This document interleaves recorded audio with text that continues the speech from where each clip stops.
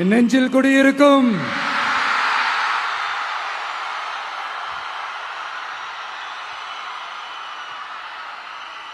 தமிழக மக்கள் உங்கள் அனைவருக்கும் என்னுடைய வணக்கமும் என்னுடைய நன்றிகளும். குறிப்பா திருச்சி கிழக்கு தொகுதி மக்கள் உங்கள் அனைவருக்கும் என்னுடைய ஸ்பெஷல் வணக்கமும் ஸ்பெஷல் நன்றிகளும். இதை நான் ஏன் இப்படி சொல்றேன்னா, என்னை இப்போ பெரம்பூர் தொகுதி எம்எல்ஏன்னு தான் சொல்லுவாங்க. பட் ஆனால் அது எலெக்ஷன் கமிஷனோட அந்த சட்ட விதிகளுக்கு மட்டும்தான் அப்படி. ஆனால் என்னை பொறுத்த வரைக்கும், தமிழ்நாட்டை பொறுத்த வரைக்கும், தமிழ்நாட்டுக்கு எப்படி திருச்சி ஒரு இதயம் மாதிரியோ, அந்த மாதிரி என்னோட இதயத்துக்கு திருச்சி கிழக்கு தொகுதி மக்களும் ரொம்ப ரொம்ப ரொம்ப க்ளோஸ் தான். அதுல எந்த மாற்றமும் கிடையாது. சரிங்களா?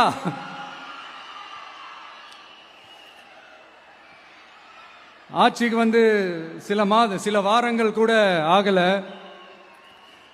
6 மாசம் அமைதியா இருப்போம்னு சொன்னவங்களாம் 6 நாள் கூட அமைதியா இருக்க முடியல. ஆட்சிக்கு அரை மணி நேரத்திலே ஆரம்பிச்சிட்டாங்க. பாவம், ஒரு கல்யாண வீட்டிலலாம் போய் புலம்பிட்டு இருக்காங்க.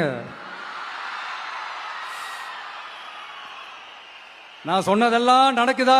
1 by 1 எல்லா புலம்பல்ஸும்.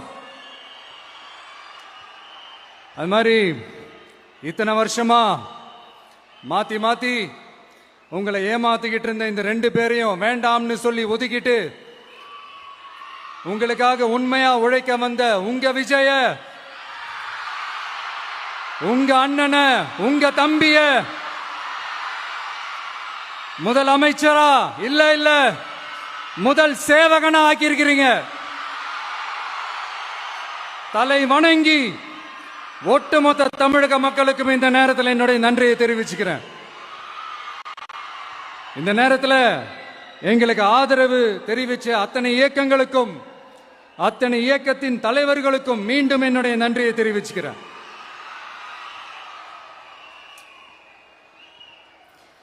புரட்சி தலைவர் எம்ஜிஆர் அவர்களுடைய முதல் தேர்தலில் கூட இந்த அளவுக்கு ஒரு ஓட் பர்சன்டேஜ் வாங்கல அப்படின்ட்டு நிறைய பேர் சொன்னாங்க. ஆனா நீங்க டிவி கேட்க அவ்வளோ நீங்க ஆதரிச்சிருக்கிறீங்க.